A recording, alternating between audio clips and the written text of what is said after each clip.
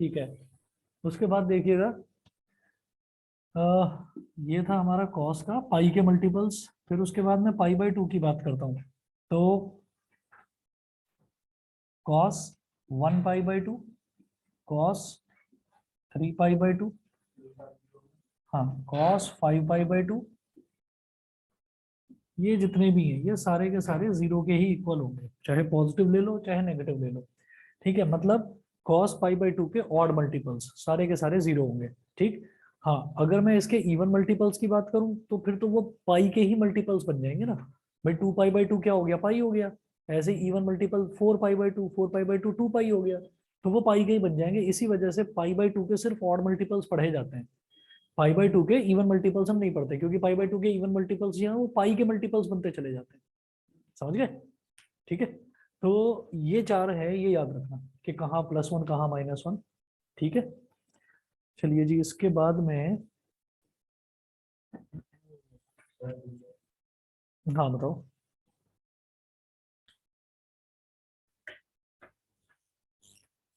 बताइए। सर ये 10 10th और 12th।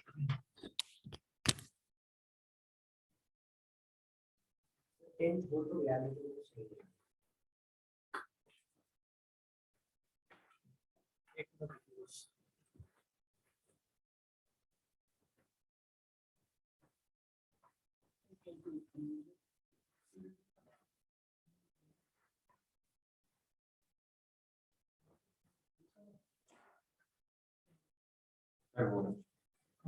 वो कैसे बात करी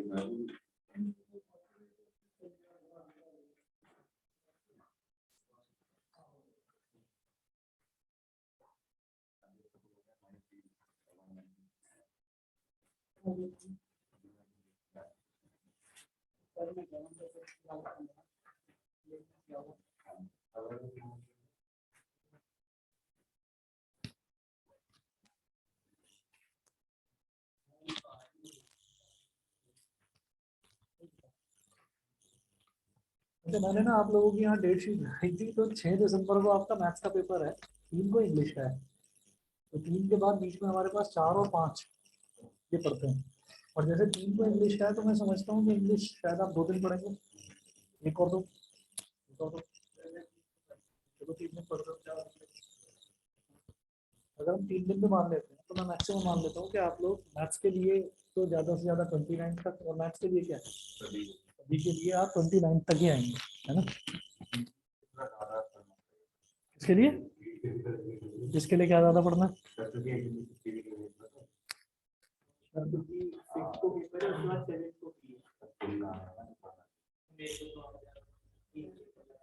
हाँ तुम्हारे तो 3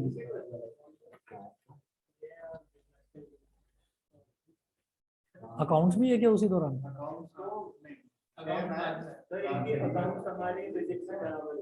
इनका अकाउंट टफ होता है।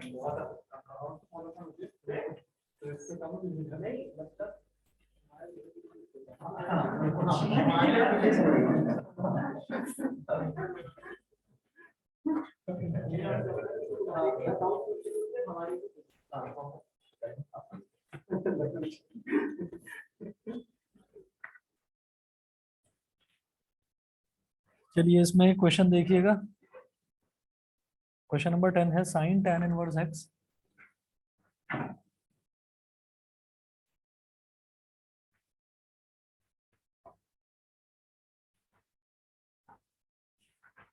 Sin tan inverse x where mod x is less than 1,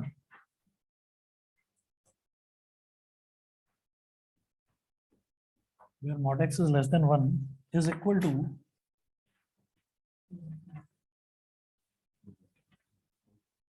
अच्छा अब जैसे आज 25 तारीख है, तो आप ये समझिए कि चलिए 4 दिन है आपके पास। ठीक है, 4 दिन में आप इंडिपेंडेंटली, आज 25 है ना, आज 25 है, तो 2 दिन तुम्हारे ना गेमिंग में सारे वेस्ट हो गए, तुम थोड़ा गेम में बस। हाँ जरा ध्यान दीजिए, मैं ये कह रहा था कि अब इंडिपेंडेंटली पढ़ने के लिए कि भाई हम अपनी चॉइस से जो सब्जेक्ट पढ़ना चाहें उसके लिए हमारे पास 4 दिन बचे हुए हैं। तो मैं एक चीज सजेस्ट करूंगा कि ऐसा मत कर लेना कि ये वाला सैंपल पेपर भी खोल लो, ये वाला भी खोल लो, मतलब अगर आप लोगों ने 2 या 3 अलग अलग क्वेश्चन बैंक्स कर रखे हैं तो बात अलग है, फिर तो आप रिवाइज कर सकते हो दोनों तीनों को, ठीक है। लेकिन अगर आप सोच रहे हो कि मुझे क्वेश्चन बैंक लेना है तो कोई एक ही क्वेश्चन बैंक रेफर करना। अब ये मत करना कि इसमें से भी कर लूं और इसमें से भी कर लूं और इसमें से भी कर लूं, ठीक है, नहीं तो फालतू में ना मतलब कंफ्यूज हो जाओगे, बहुत ज्यादा दिक्कत होगी। कोई एक क्वेश्चन बैंक, वही मैं कह रहा हूँ कि अगर अभी आप ये सोचते हैं कि कोई क्वेश्चन बैंक उठाना है तो एक ही उठाना, उसमें ज्यादा अपना टाइम मत खराब करना।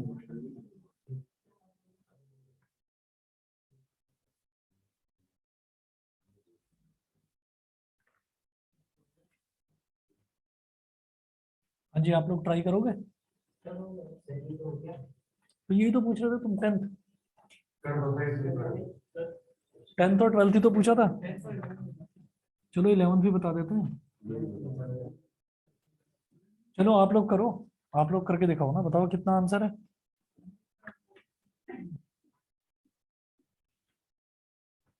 One upon under root one plus x square, ये ऑप्शन सी है।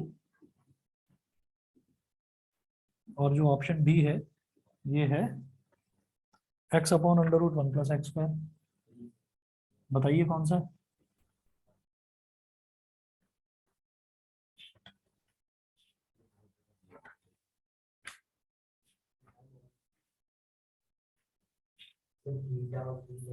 इसके आंसर्स कहाँ हैं, बिल्कुल पीछे हैं क्या?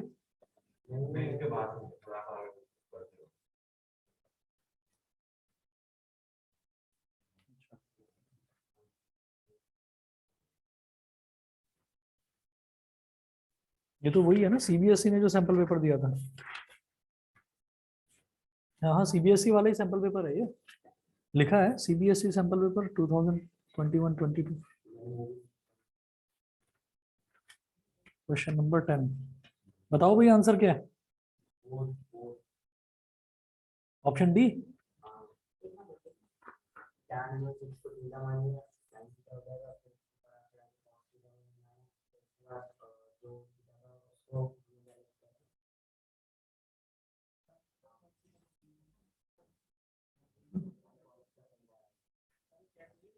ये देखिए, जैसे tan इनवर्स x है ना, ऐसे क्वेश्चन को ऐसे कर लो, tan inverse x upon 1,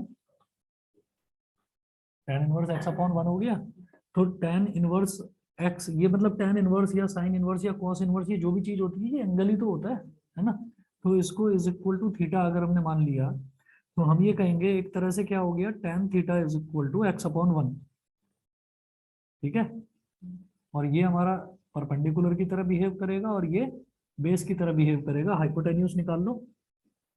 hypotenuse क्या हो जाएगा, परपेंडिकुलर का स्क्वायर, यानी कि चलो बेस का स्क्वायर प्लस परपेंडिकुलर का स्क्वायर। तो हाइपोटेन्यूज हो गया under root 1 plus x square.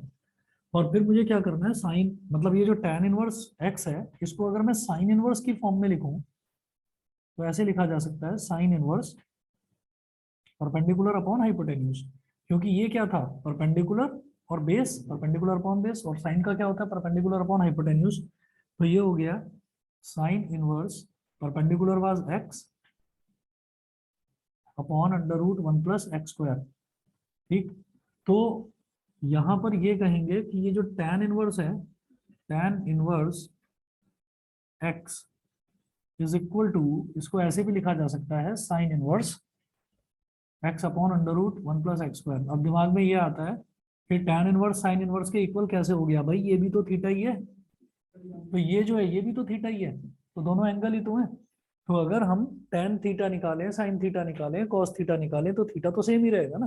तो इस वजह से tan इनवर्स को साइन इनवर्स की फॉर्म में लिख दिया। क्यों? क्योंकि बाहर साइन दे रखा है, और फिर साइन से साइन इनवर्स कैंसिल हो जाएगा, तो अल्टीमेटली रिजल्ट क्या आएगा, x upon under root 1 plus x square. तो ऑप्शन डी है, ठीक है। इसके बाद भैया साइन इनवर्स निकाला ना मैंने tan इनवर्स की जगह, और बाहर साइन था, तो साइन ऑफ साइन इनवर्स से साइन कैंसिल हो गया।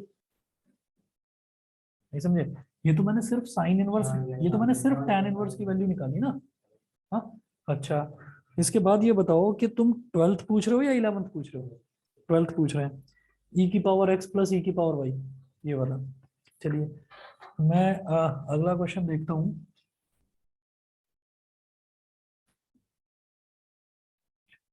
क्वेश्चन नंबर 12 में है, इफ e की पावर x प्लस e की पावर y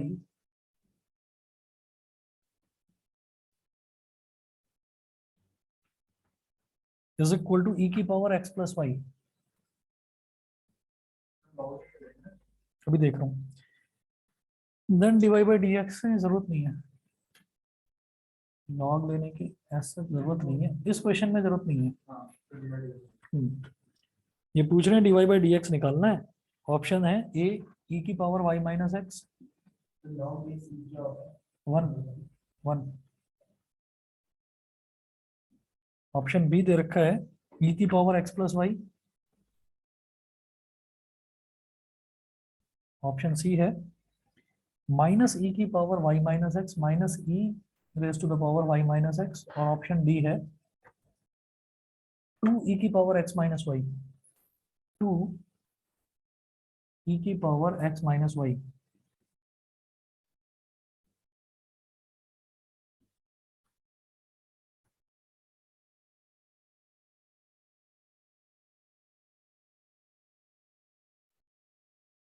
अब डिफरेंशिएट करेंगे दोनों तरफ, तो ई की पावर एक्स का तो ई की पावर एक्स ही रहा डिफरेंशियल, और फिर एक्स का करेंगे तो एक्स का आ जाएगा वन।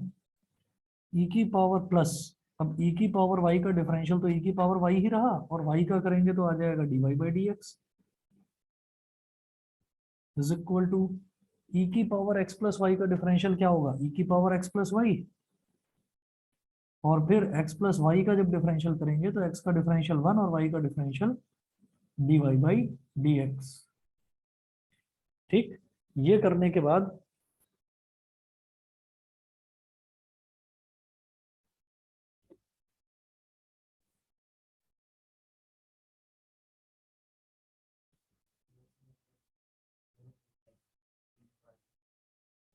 वो भी ठीक है, प्रोडक्ट रूल लगेगा फिर उसमें। चलिए, अब यहाँ पर क्या करना है, सिर्फ d y by d x वाली टर्म एक तरफ रखनी है। तो इधर हो गया ई की पावर एक्स प्लस ई की power y d y by d x is equal to e की power x plus y into one करा तो ई की पावर एक्स प्लस वाई आ गया, और फिर ई की power x plus y into d y by d x plus e की power x plus y into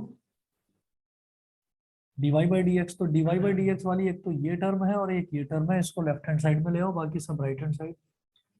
तो ई की पावर वाई माइनस ई की power x plus y into d y by d x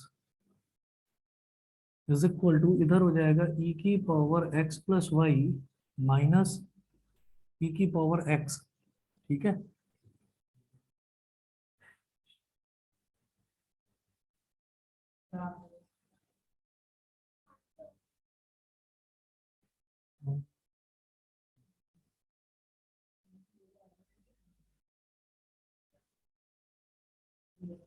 D y by d x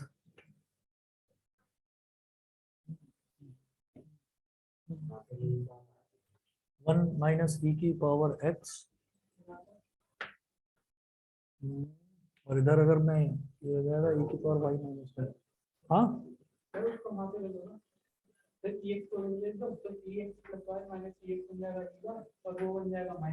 एक minute ई x को किधर भेज दूँ। हाँ ये, अच्छा हाँ सही कह रहे हो, ये d y by d x is equal to हो गया ई की power x plus y minus e की पावर एक्स। ये चैंपियन है, चैंपियन है ये।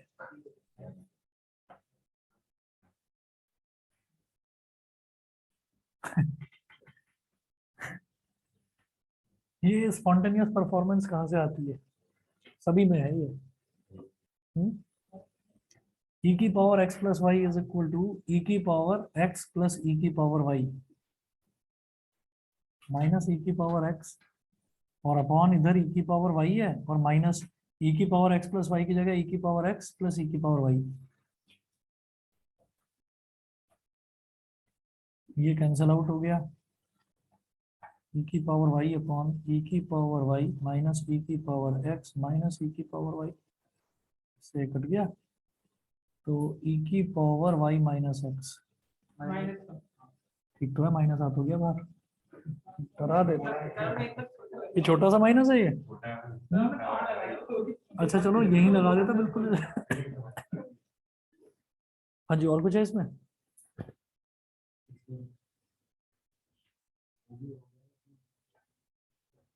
Question number 16।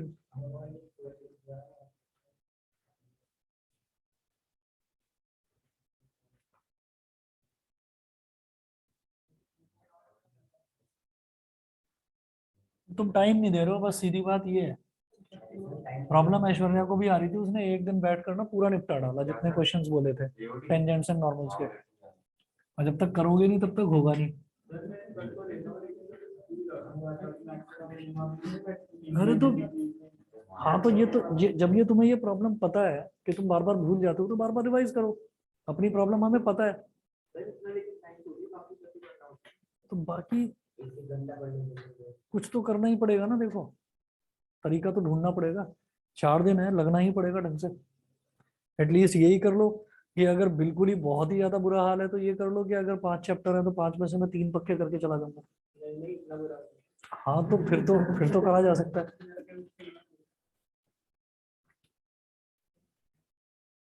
क्वेश्चन नंबर 16 देखिए, the points on the curve.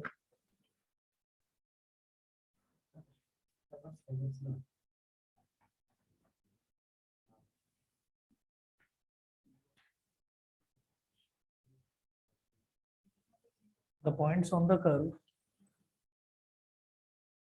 तुम आ जाओ एक दिन यहाँ पर, सुबह आ जाओ, थोड़ा जल्दी आ जाओ, नहा धोकर नाश्ता वाश्ता करके आ जाओ सुबह। हाँ, नहीं टेंजेंट नॉर्मल नहीं, मैं उसको फिजिक्स के लिए बोल रहा हूँ। मैं फिजिक्स के लिए बोल रहा हूँ, सुबह आ जाओ, है ना। बैठ कर पढ़ लेना, मैं भी यहीं रहूंगा 2 घंटे 3 घंटे, तुम्हें ये तो समझ में आ जाएगा कि तैयारी करनी कैसी है। एक चैप्टर, कोई एक चैप्टर है, उस एक चैप्टर का पूरा क्वेश्चन बैंक का सारे के सारे क्वेश्चन कर लेंगे बैठकर। अपने आप कॉन्फिडेंस आएगा, फिर कहोगे सर दूसरा भी मैं करूंगा। तो एक दिन देना है, चाहे कल का दिन दे दो, सुबह से लेकर रात तक मैं उठूंगा नहीं जब तक मैं सारा का सारा निपटाऊंगा नहीं। क्या है इसमें ऐसे सोचने की क्या जरूरत है? पढ़ने वाले बच्चे बेड पर चारों तरफ किताबें फैलाकर ही सो जाते हैं। मतलब सिर्फ दिखाने के लिए नहीं, उनको उनको नींद आ जाती है, उनको नींद आ जाती है। और सिर्फ ये नहीं है कि अपना मतलब चेयर और टेबल पर बैठे हैं कायदे से, पूरा एक एक चीज पहले सजाएंगे फिर बैठेंगे, नहीं। जिस हाल में बैठे हैं जैसे भी है, वो टहल कर भी पढ़ेंगे, वो चेयर टेबल पर भी पढ़ेंगे। उनको अगर कमर में दर्द हो जाएगा वो थोड़ा उल्टा लेट कर भी पढ़ेंगे, उनको जैसा ठीक लगेगा वैसे करेंगे। बस पढ़ना है। हमें ये तो पता है ना कि हमारा अल्टीमेट परफॉर्मेंस निकलेगी किस चीज से। कुछ बच्चे जानते हैं कि जब तक मैं किसी चीज को बोल बोल कर ना पढ़ूं। बोर्ड एग्जाम्स, अरे हम तो सोच रहा है ना अभी, ये तो मैंने कहा याद तो दिला दूं, हम किस चीज के बारे में बात कर रहे हैं। हाँ, तो क्या हो गया, करो तो सही। तुम्हें अभी लग रहा है बहुत ज्यादा क्वेश्चन है, तुम शुरुआत के 25-30 क्वेश्चंस करोगे ना, तुम्हें अपने आप समझ में आ जाएगा। उन 25-30 में से सिर्फ 5 ही टाइप है, बस वही रिपीट हो रही है। फालतू में डरने का है। अच्छा चलो 10 कर लो, अच्छा चलो 10 कर लो, है ना। 10 करने के बाद में ये तो पता चल जाएगा ना क्वेश्चंस किस तरीके के आ रहे हैं, मेरे से कुछ हो पा रहा है या नहीं। मैं तो कह रहा हूँ उसमें जो थ्योरेटिकल पार्ट्स हैं, उसमें जो थ्योरेटिकल पार्ट है, थ्योरी वाले क्वेश्चन हैं, टीचर कहीं आसमान से नहीं उतरा, क्वेश्चन बैंक से ही बना कर देगा वो। आप चाहे अपने स्कूल के टीचर का देख लो, चाहे मेरा देख लो, या केमिस्ट्री ट्यूशन कहीं पढ़ रहे हो, या कोई भी और बच्चा कहीं पर भी कर रहा हो, कोई कोई भी टीचर ऐसा नहीं है जो बैठकर रिसर्च वर्क कर रहा हो और बना कर दे खुद से क्वेश्चन। सब कुछ सैंपल पेपर्स में से उठा उठा कर छाप रहे हैं सब। अभी तुम अरिहंत उठा लो या मास्टरमाइंड उठा लो, कोई और एजुकार्ट वगैरह जितने भी आ रहे हैं, उनमें सब में मिक्स क्वेश्चन है एक जैसे ही। तो कोई एक पकड़ लो। मैं बनाया तो था, मतलब अच्छा खुद से बनाऊं? अच्छा तो खुद से क्यों बनाए, खुद से क्यों बनाए जब वो चीज आने वाली ही नहीं है? ये बताओ। अरे नहीं, वो फालतू, ये ना फिर वो फालतू वाली बात है। मतलब अब हमारे पास टाइम लिमिटेड है, मैं काम की बात कर रहा हूँ। मैं कह रहा हूँ ना, डर निकालने का तो यही तरीका है। डर निकालने का तरीका यही है। अब आपको ये लगता होगा कि यार कहीं पर मैं अटक गया तो फिर मैं कैसे करूं, फिर मैं again I will go into the deep slumber of depression, है ना। यही चीज आ जाएगी ना दिमाग में कि जैसे मैं 2 क्वेश्चन 4 क्वेश्चन 10 क्वेश्चन कर लिए तब तक तो ठीक है, 11वें पर अटका परेशान, 12वें पर अटका परेशान, 13वें पर तो किताब ही फेंक के मार दी, ठीक है, और चल निकाल मोबाइल फोन और गेम खेल और चल लग जा कुंडी बंद करके। हाँ बस यही होता है, ये सब बच्चों के साथ होता है। तो मैं परेशानी का हल बता रहा हूँ, परेशानी का हल यही है। और मतलब जो बच्चे हैं ना वो ग्रुप स्टडी भी इसीलिए करते हैं क्योंकि एक बच्चे का पता चला इलेक्ट्रिसिटी में ज्यादा दिमाग चल रहा है, एक का मैग्नेटिज्म में चल रहा है, तो वो ग्रुप स्टडी इसीलिए करते हैं। और अब जो है, अब 4-5 दिन जो बचे हुए हैं वो ग्रुप स्टडी वाले नहीं है। ग्रुप स्टडी में तो भाई तेरा भी बुरा हाल मेरा भी बुरा हाल, दोनों ने हंसना शुरू कर दिया, फिर कॉमेडी की बातें, अपना इधर उधर की फालतू की बातें शुरू हो गई। तो मैं कुल मिलाकर ये कह रहा हूँ कि अगर लगता है तो मैं तो कह रहा हूँ सुबह 5 बजे 6 बजे 7 बजे नहा धोकर नाश्ता वाश्ता करके आ जाओ, बैठो, मैं भी इधर ही रहूंगा, ठीक है। बीच में मुझे नाश्ता करना होगा, मैं नाश्ता करने के लिए चला जाऊंगा, इतने तुम क्वेश्चन कर लेना, सर ये 2-4 में डाउट्स आए हैं वो बता दूंगा। तो ऐसे करा जा सकता है, पूरा दिन बैठ जाओ, कोई प्रॉब्लम नहीं है। क्या क्या टेंजेंट? वो टेंजेंट नॉर्मल में आ रही है तो चलो टेंजेंट नॉर्मल का ये क्वेश्चन एक तो ये तो देखें पहले। मैंने क्वेश्चंस बताए थे मास्टरमाइंड के कि यहाँ से यहाँ तक वाले क्वेश्चंस करो, जिनके शुरुआत के 7-8 क्वेश्चन मैंने करवाए भी थे। तो वो जिन बच्चों ने सीरियसली कर लिया उनका हो भी गया, तो करो तो सही, टाइम तो दो। अब वो सभी के साथ ऐसा ही है, वो सभी के साथ ऐसा ही है, पर मजबूरी है ना, हमें करना ही है, और कोई ऑप्शन नहीं है। ठीक है, हमें रिजल्ट भी अपना अच्छा चाहिए। क्यों? क्योंकि सोसाइटी में हमारी बड़ी इज्जत है, अगर रिजल्ट खराब हो गया तो नाक कट जाएगी, और करना भी कुछ नहीं।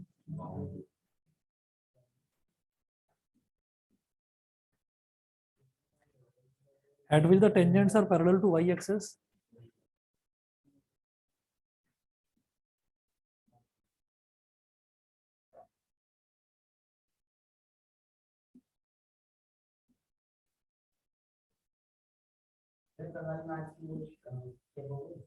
नहीं अभी नहीं हुई, क्या फायदा, घर पर तो दिखाते नहीं हो तुम।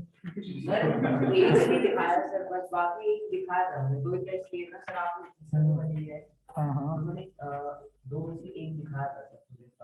मेरे को तो शिकायत सुनने को मिली तुम्हारी के एक भी नहीं बताया। बी है +-4, 0।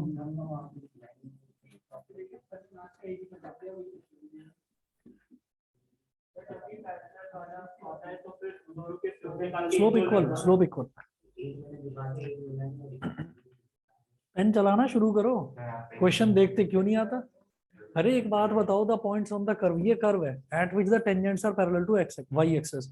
जब टेंजेंट निकालना है तो सबसे पहले तो उसका स्लोप निकालेंगे, तो dy बाई dx निकाल नहीं सकते क्या इसमें से? करो तो सही, डिफरेंशिएट ही नहीं कर रहे हो, पेन रखा हुआ है बाजू में।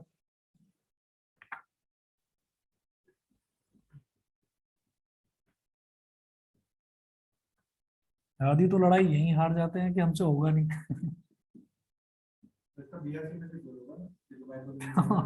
होगा तो एबीसीडी में से ही कोई है। पता नहीं, पैरेलल टू वाई एक्सेस। अब वाई एक्सेस जो है, वाई एक्सेस की जो इक्वेशन है वो क्या होती है? एक्सेस इक्वल टू 0, है ना।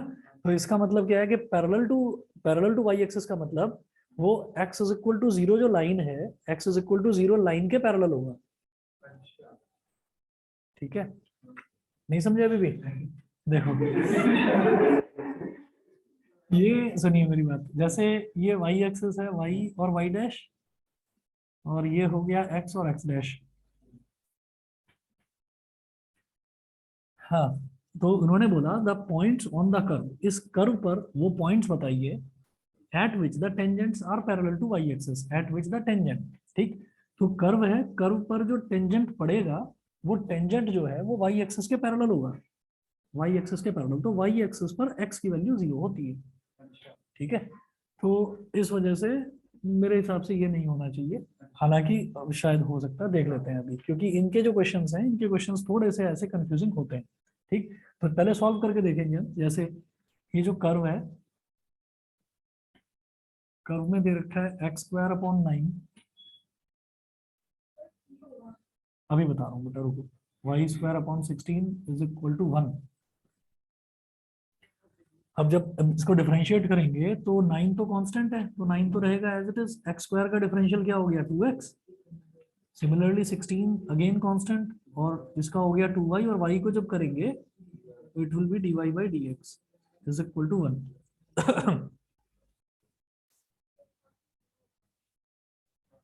अच्छा, हाँ,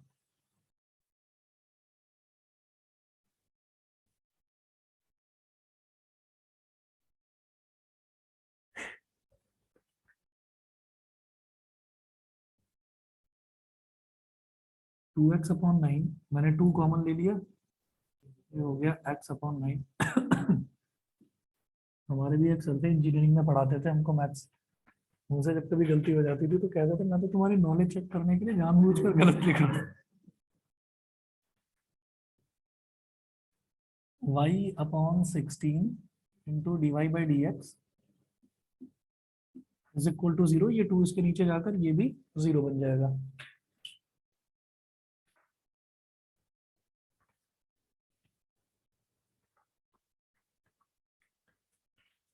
हाँ, y upon 16 d y by d x is equal to minus x upon 9, और d y by d x कितना हो गया, ये इधर माइनस 16x अपॉन 9y, ये d y by d x हो गया। हाँ ठीक है, अब इन्होंने बोला the points on the curve at which the tangents are parallel to y axis, tangent जो है वो वाई एक्सिस के पैरेलल होंगे। ठीक, इक्वेशन ऑफ वाई एक्सिस, रुक तो जाओ, इक्वेशन ऑफ वाई एक्सिस क्या होती है, x इज इक्वल टू 0, ये वाई एक्सिस है, तो वाई एक्सिस का स्लोप कितना होगा, हाँ बिल्कुल सही, तो वाई एक्सिस का स्लोप इन्फिनिटी, समझ गया कि नहीं, कैसे है भाई, वाई एक्सिस एक्स एक्सिस के परपेंडिकुलर है, और एक्स एक्सिस से बनने वाला जो एंगल है उसका जो tan होता है वही स्लोप होता है, तो वाई एक्सिस एक्स एक्सिस के साथ 90 डिग्री का एंगल बना रही है और tan 90 होता है नॉट डिफाइंड इन्फिनिटी। ठीक, तो इसका मतलब क्या हुआ, ये जो d y by d x है हमेशा एक्स एक्सिस से, हमेशा एक्स एक्सिस से निकाला जाता है उसको एंटी क्लॉकवाइज डायरेक्शन में, क्यों लेते हैं तो लंबी कहानी है। Slope basically perpendicular upon base होता है, ठीक है, परपेंडिकुलर अपॉन बेस है स्लोप, तो वो परपेंडिकुलर अपॉन बेस लेने के लिए हमें ये वाला थीटा चाहिए, क्योंकि परपेंडिकुलर मतलब वर्टिकल एक्सिस और बेस मतलब हॉरिजॉन्टल एक्सिस। ठीक है, तो ये perpendicular upon base tan theta से ही आएगा, और ये थीटा एंटी क्लॉकवाइज डायरेक्शन में एक्स एक्सिस के साथ में। ठीक, हालांकि वाई एक्सिस से बनता है तो उसका फॉर्मूला अलग होता है, तो हम लेकिन एक ही फंडा लेकर चलते हैं, हम एक ही फंडा लेकर चलते हैं, तो अलग अलग नहीं सोचेंगे। Equation of y axis x is equal to 0, तो इसका स्लोप कितना हो गया, इन्फिनिटी, और ये d y by d x क्या है, ये भी तो स्लोप है, इसको m1 बोल दो, इसको m2 बोल दो। तो जो टेंजेंट बना, जो टेंजेंट बना कर्व पर, मान लो कि कर्व ये है और इस पर ये टेंजेंट है, तो ये इसके पैरेलल होगा, क्योंकि उन्होंने बोला है it is parallel to y axis, तो पैरेलल है तो इसका स्लोप जो है वो m1 है और इसका स्लोप m2 है, दोनों इक्वल होंगे, तो m1 इज इक्वल टू ये आ गया, m1 is equal to m2, और m1 कितना है minus 16 upon x upon 9y, और m2 कितना है वही लिख दूं, नॉट डिफाइंड को 1 अपॉन 0, तो this into 1, 9y is equal to 0, तो y इज इक्वल टू 0 आ गया, y इज इक्वल टू 0। अब वो क्या बोल रहे हैं, the points on the curve, तो वो जो पॉइंट है y इज इक्वल टू 0 वो इस कर्व पर लाई करेगा। तो अब आप ये देखो कि y की वैल्यू अगर 0 डाल दी कर्व में, तो x square upon 9 plus 0 square upon 16 is equal to 1, तो x square upon 9 is equal to 1, x square is equal to 9, तो x is equal to plus minus 3, तो plus minus 3 comma 0 option number C. ठीक है, ये है। अब इसमें वो दिमाग मत लगाना, ऐसे हो जाएगा वो क्वेश्चन। हाँ जीरो, हाँ, और मैं कह रहा था हाँ x इक्वल टू 0, हाँ हाँ, तो y एक्सिस पे लाई करेगा। वाई एक्सिस की इक्वेशन होती है x इज इक्वल टू 0, और x एक्सिस की इक्वेशन होती है y इज इक्वल टू 0। ठीक है भाई, ऑनलाइन वाले बच्चे बता दें, क्लियर है यहाँ तक? आप Yes, लोगों sir. का Yes, कोई sir. डाउट हो, अक्षत, कनिष्का, श्रुति, कृतिन, कोई डाउट हो तो बताना। अच्छा कृतिन, ये बता देना अप्लाइड का कोई फुल सिलेबस टेस्ट अगर देना चाह रहे हो तो बता देना। सर एक को आके दे दूं? 1 तारीख को, हाँ सर। 1 को हाँ दे देना। Okay sir. ठीक है, बताओ ये और कुछ है क्या? कौन सी, ये टेंजेंट वाली? टेंजेंट वाले फिर इसमें से देखूं, इसमें से देख लेता हूँ क्योंकि उसमें सैंपल पेपर दे रखा है, या दूसरे सैंपल पेपर में देखता हूँ कोई क्वेश्चन लाओ दिखाओ, क्योंकि इसके तो हम कर रखे हैं हमने एक बार।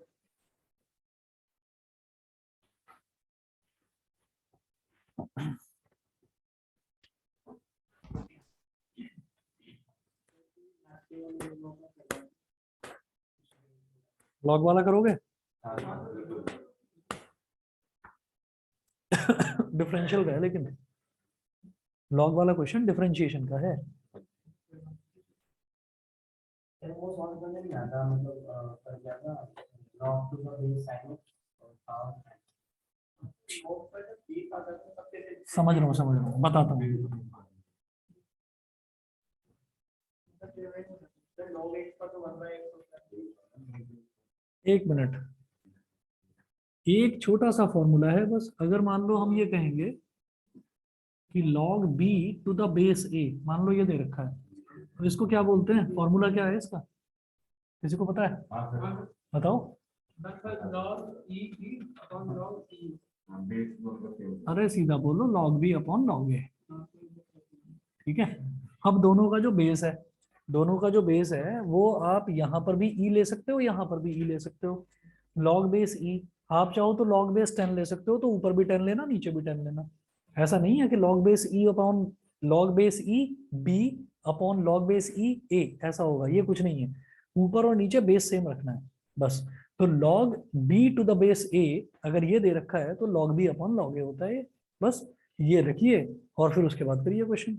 अब यहाँ पर जो क्वेश्चन है वो बेस वाला तो नहीं है, यहाँ दूसरा दे रखा है क्वेश्चन, यहाँ है, ठीक है तो मेरे पास लाओ, मैं भी करवाता हूँ। मैं एक क्वेश्चन दे रहा हूँ, आप लोग ट्राई करिए। क्वेश्चन है if y is equal to, आप निकाल कर दो, मैं भी करता हूँ, बाकी पहले आप ये वाला क्वेश्चन करिए। If y is equal to log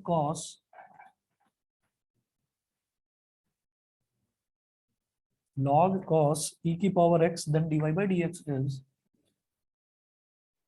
then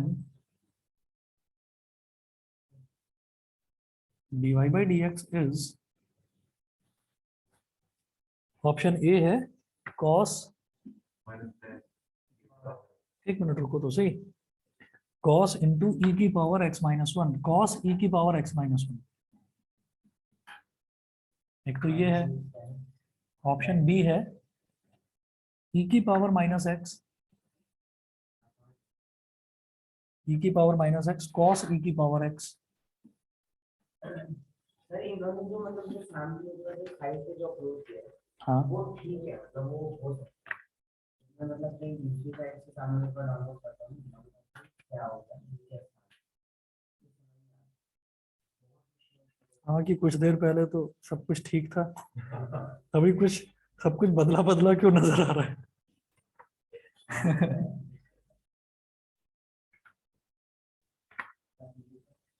हाँ हो गया, कौन सा? D part, D. ठीक है ठीक है, आप बताओ कौन सा करते हैं एकांश? बहुत मुश्किल का पेपर नहीं आएगा। 33 भाई क्या चल रहा है भाई? हमारे में मैम ने मैं ये कहां से देखूं?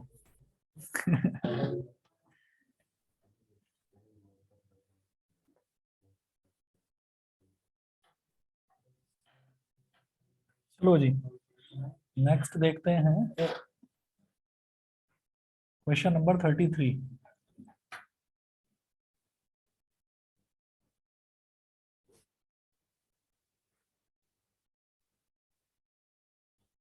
ठीक है, इसके जो ऑप्शंस हैं, ऑप्शंस ने कुछ ज्यादा ही डरा दिया होगा मुझे लग रहा है। चलो तो एक काम करो, y is equal to log base 2 sir वो मेरे साथ और ब्रैकेट में log बेस 2 और x, then good, then dy by dx is equal to, dy by dx is equal to, नहीं इतना भी आसान नहीं है ना, मुझे भी कुछ ऐसे ही लग रहा है, लेकिन पहले एक बार मैं देख लूं। एक्चुअली log का log है, मल्टीप्लाई नहीं हो रहा। मल्टीप्लाई नहीं हो रहा, ध्यान रखना। अगर वही जो आपने जो ऊपर भी लिखा हुआ वो फिर से करेंगे तो लॉग टू से लॉग टू करते हैं। चलो अभी देखता हूँ मैं। अब इसमें ना आपको क्या करना है, ऑप्शंस देख लीजिए पहले तो। ऑप्शंस दे रखे हैं log e to the base 2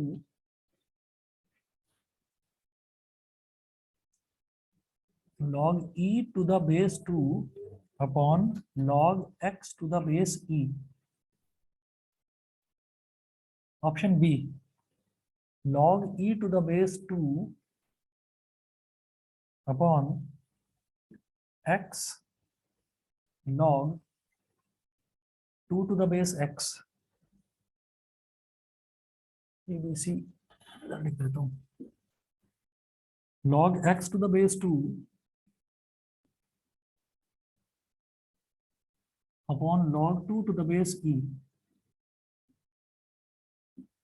option D है log e to the base 2 upon x log x to the base e.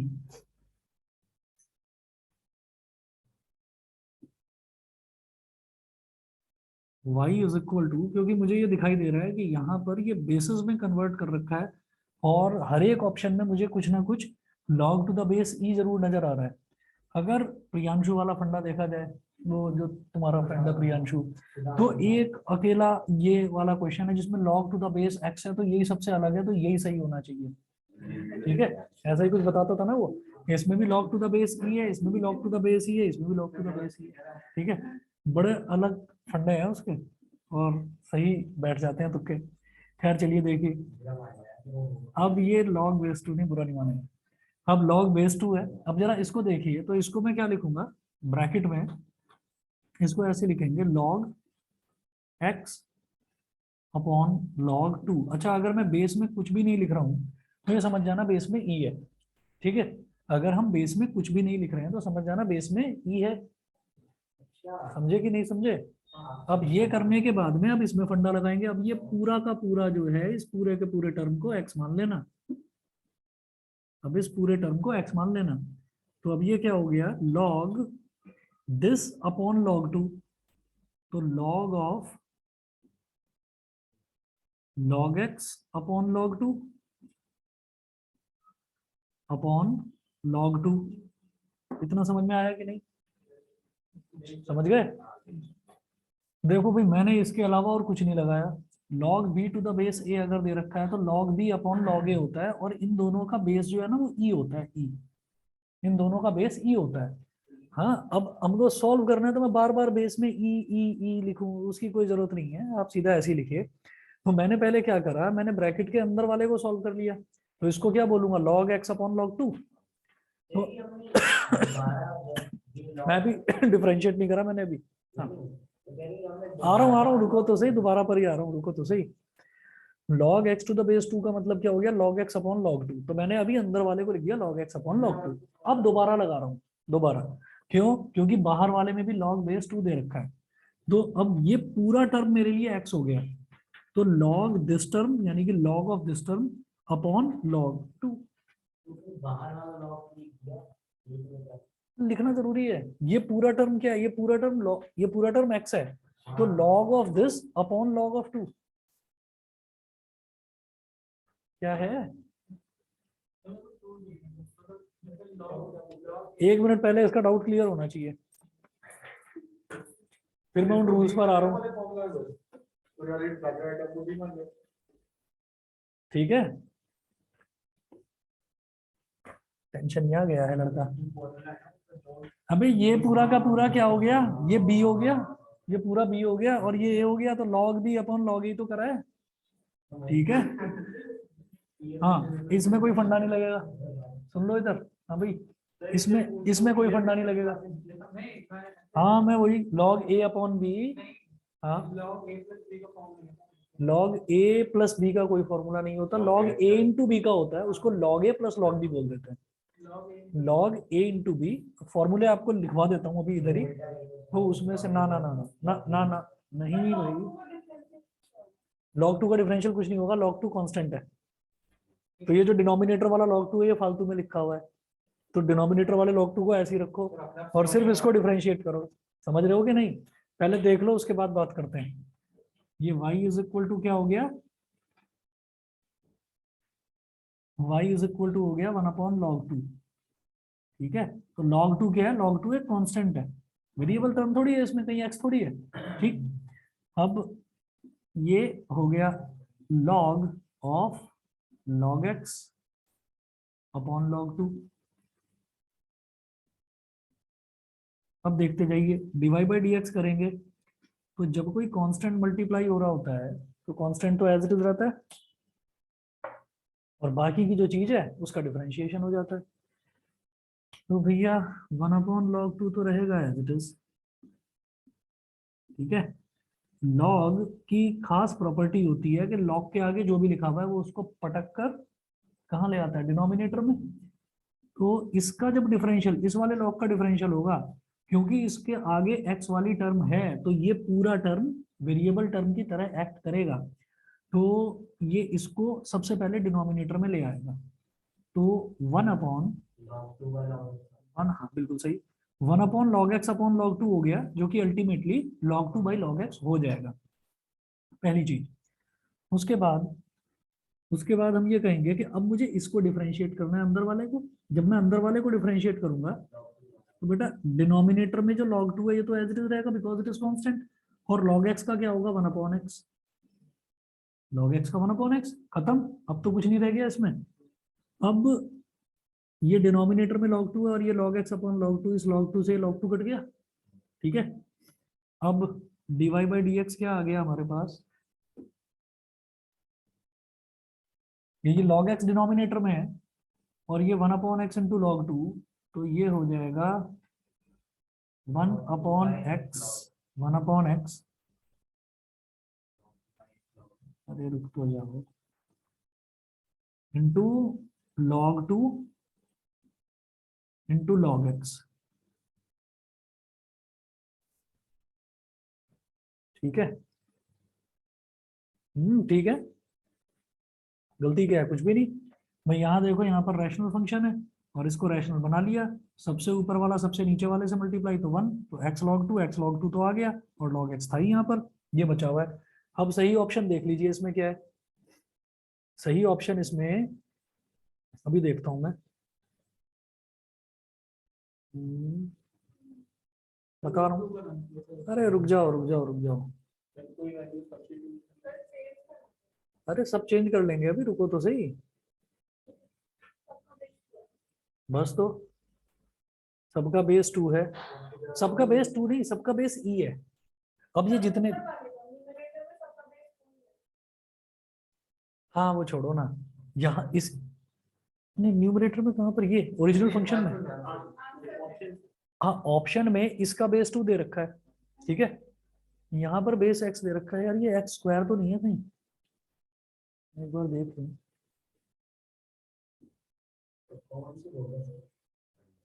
कोई बात नहीं। log base x, log 2 to the base x, यानी कि log 2 upon log x, log 2 upon log x, और log 2 का base में फिर e होना चाहिए, log 2 का बेस में e होना चाहिए। log 2 के बेस में e कहीं नहीं दे रखा, देख रहा हूँ, रुको तो सही।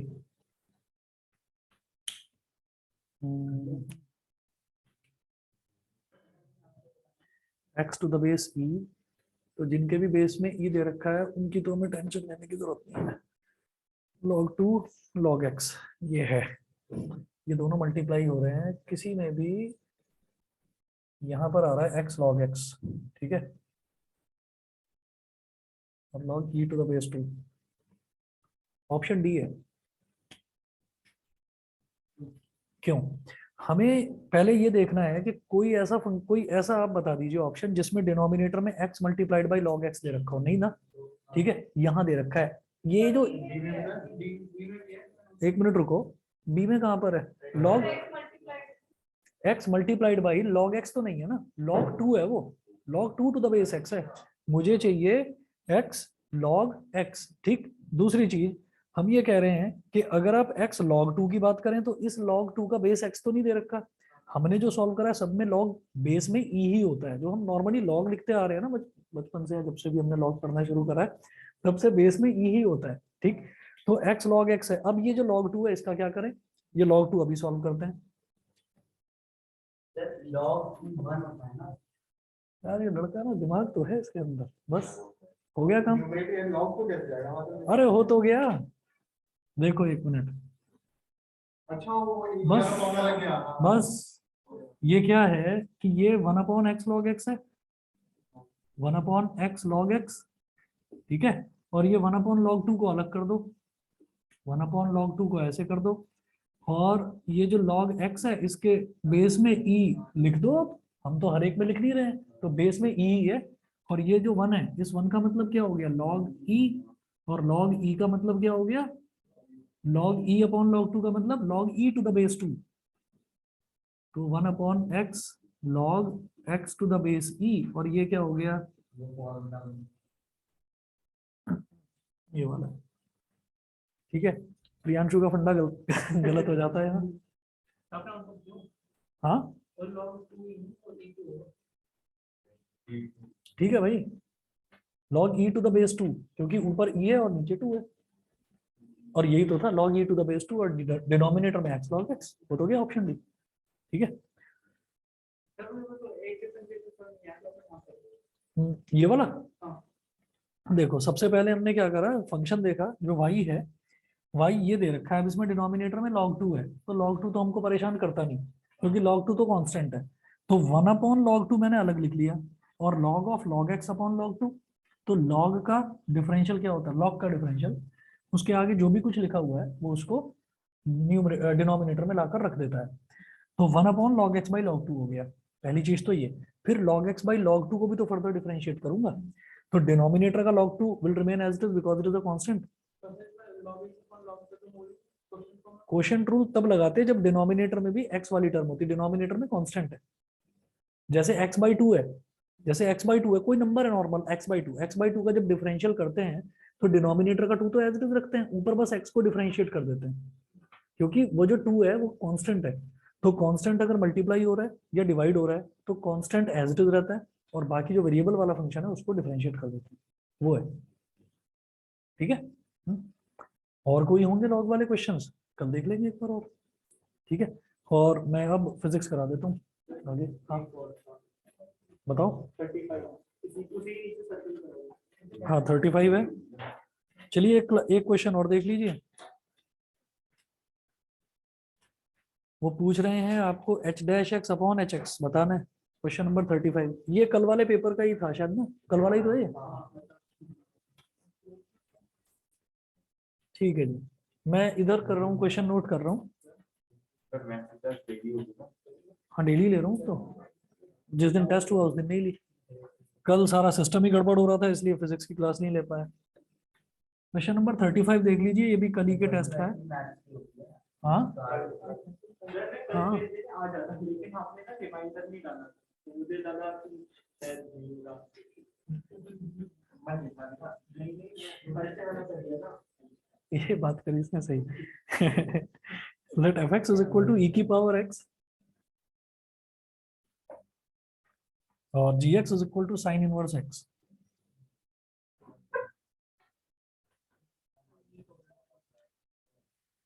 and hx is equal to f of gx, ये हो जाएगा ऐसे, then h' upon hx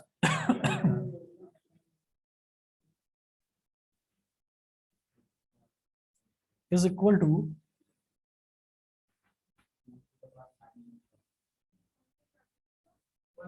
option A है e to the power sin inverse x, option B है 1/√1 minus x square, तो इसका आंसर बी था ना? अब पता नहीं, ऑप्शन सी है sin inverse x, और ऑप्शन डी है 1/1 minus x square, 1/1 minus x square, ये हो गया। तो सबसे पहले मुझे hx फाइंड आउट करना है, तो hx देख लीजिए कैसे करेंगे, f of gx, तो आप ये देखो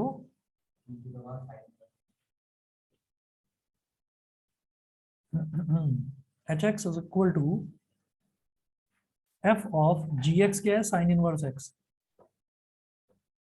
समझ गए भाई, जी एक्स की जगह साइन इनवर्स एक्स रख दिया, और एफ के आगे अगर एक्स लिखा हुआ है तो ई की पावर एक्स बन गया। अब एफ के आगे साइन इनवर्स एक्स लिखा हुआ है तो ये क्या बन गया, ई की power sine inverse x.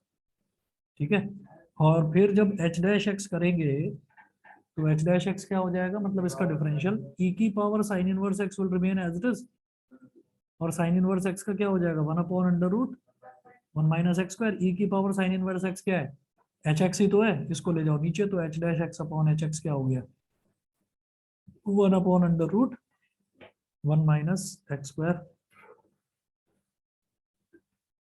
1/√1 minus X square, option number B. ठीक है, लास्ट स्टेप में मैंने क्या करा, ये H dash X is equal to, ये तो समझ में आ गया। हाँ, ये जो ई की पावर साइन इनवर्स एक्स है ये एच एक्स ही तो है, तो इसको एच एक्स लिख लिया और एच डैश एक्स के नीचे ले गए, मुझे H dash X upon H x निकालना था, बस वही आ गया। ये वाला ये ऐसे आया कि ई की पावर एक्स का जब डिफरेंशियल करते हैं तो ई की पावर एक्स ही आता है, तो ई की पावर साइन इनवर्स एक्स को करेंगे तो ई की पावर, ना function of G X, F of G X है, फॉग है, फॉग है, ये ज्यादा चलेगा, इसमें गैस नहीं होती, ज्यादा चलता है ये। हाँ,